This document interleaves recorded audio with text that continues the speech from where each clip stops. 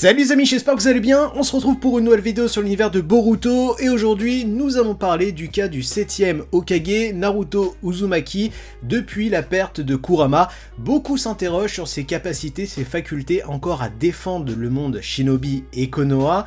Est-il encore au niveau? Est-il totalement nerfé? Est-ce qu'il doit prendre sa retraite? Eh bien moi je vais vous énoncer tous les pouvoirs que Naruto a encore accès, ce qui fait de lui le plus grand Shinobi encore en état de combattre dans le monde Shinobi, et surtout on va découvrir une fan animation, donc une vision d'un fan de Anyboy Animation par rapport à un pouvoir que Naruto pourrait débloquer grâce à la science, aux outils ninja, plus précisément à Amado, l'exilé qui se retrouve à Konoha, et on ne sait pas sur quel pied danser sur ce personnage.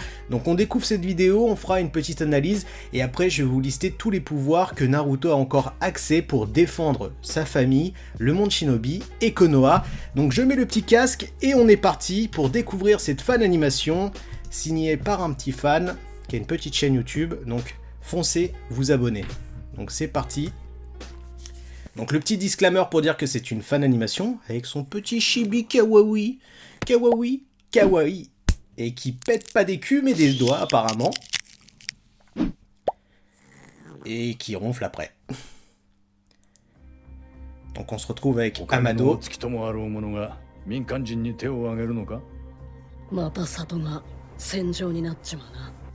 Donc Naruto qui s'interroge sur son pouvoir.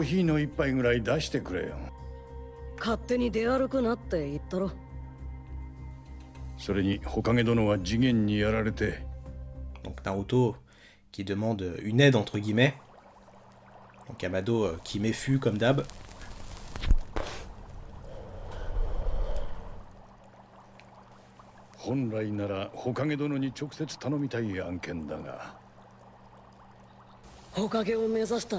Naruto est prêt à recevoir ce nouveau pouvoir.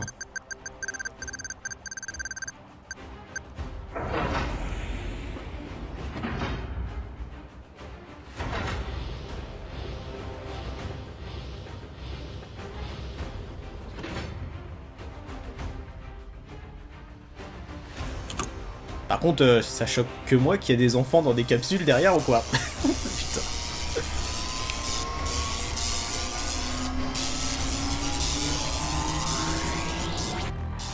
Je sais pas ce qu'il lui injecte.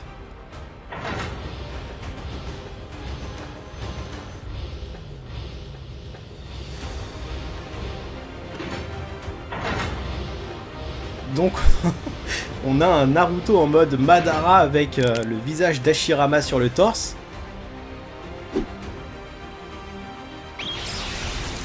Le mode ermite d'Hashirama.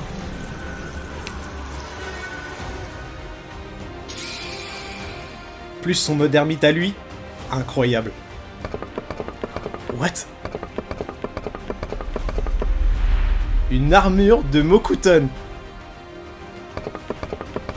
Donc très utile face au Biju et à Jubi. Hein. Ah, il a un petit flot de pingouin quand même. Hein. Ah, l'idée n'est pas totalement débile. Et là, il s'en sort en Super Saiyan. Au calme. To be continued. Donc la vidéo se termine là, on va faire le débriefing ensemble de cette fan animation et je vais vous lister encore tous les pouvoirs que Naruto a accès dans Boruto. En toute honnêteté, j'ai apprécié cette fan animation signée Anyboy Animation qui propose l'utilisation d'un nouveau pouvoir sur Naruto Uzumaki, le Mokuton en mode armure sur lui, quelque chose que Hashirama n'a pas proposé dans l'œuvre. Alors c'est plutôt pertinent, pourquoi? Parce que je le sais, vous le savez, Naruto est la réincarnation de l'un des fils de l'ermite Rekudo de Ashura, qui lui-même utilisait le Mokuton dans l'anime, même si ce n'est pas montré dans le manga. Masashi Kishimoto a toujours expliqué que l'anime était là pour apporter de la profondeur et du background à sa propre œuvre en termes de manga. Donc pour moi c'est pertinent de voir Naruto utiliser le Mokuton et par biais avec l'aide de Amado, pourquoi pas. Maintenant je vais vous énoncer les pouvoirs et les capacités que Naruto Uzumaki peut encore utiliser dans Boruto, et ça malgré la perte de Kurama. D'ailleurs, vous le savez, Naruto et Sasuke ont reçu un bel héritage de l'ermite Rekudo puisque chacun ont reçu la moitié de ses pouvoirs. Naruto, actuellement, a toujours accès au chakra de l'ermite Rekudo. Donc par biais, on aurait un Naruto qui peut encore exercer les facultés de l'ermite Rekudo et rentrer en mode Rekudo sans Kurama comme il l'a déjà fait dans la 4ème grande guerre Shinobi contre Madara. De plus, en plus du pouvoir de l'ermite Rekudo, Naruto est la porte pour la réunion de tous les bijou encore existants sur Terre, donc les 8 bijou restants.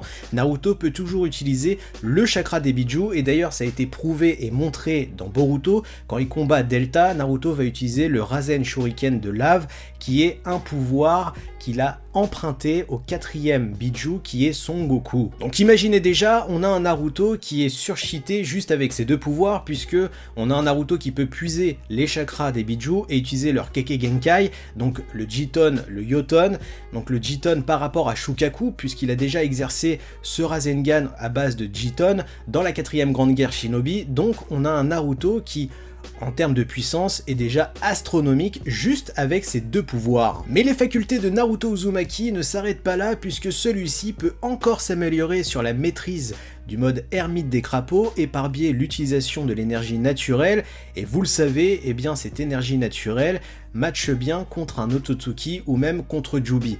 Donc de plus du pouvoir de l'ermite Rekudo et des chakras des bijou, Naruto a encore le mode ermite des crapauds. Et c'est pas fini puisque notre 7ème Hokage a aussi accès aux 5 affinités de chakras, l'eau, le feu, la terre, la foudre et le vent et tout ce qui en découle derrière, puisque dans Boruto, on a déjà vu le 7ème utiliser le Doton face à Boruto. J'aimerais rajouter également que Naruto Uzumaki, par le biais de son clan, pourrait se cultiver sur le Fuinjutsu et donc se perfectionner sur cet art qui est clairement quelque chose qui peut être bénéfique lors d'une bataille ou même sur un plan tactique entre guillemets ou même pour neutraliser une menace. Donc clairement, eh bien on pourrait avoir un Naruto qui pourrait s'exercer au Fuinjutsu, et d'ailleurs dans Naruto Shippuden, même si c'était par parcimonie, on a déjà vu Naruto Uzumaki utiliser des sauts basiques de Fuinjutsu. On pourrait rajouter également que quand il est en mode sage, Naruto Uzumaki a un aspect sensoriel qui est ultra développé et peut ressentir des choses que des personnes ne ressentent pas, et d'ailleurs on a déjà vu Naruto guérir des organes vitaux grâce à ce pouvoir. Donc sincèrement, dire que Naruto Uzumaki après la perte de Kurama est nerfé, c'est totalement faux et faut arrêter de partir dans ce délire. Si jamais j'ai oublié des techniques ou des facultés que Naruto pourrait utiliser dans Boruto, n'hésitez pas à donner votre critique et vos avis en commentaire, c'est super important.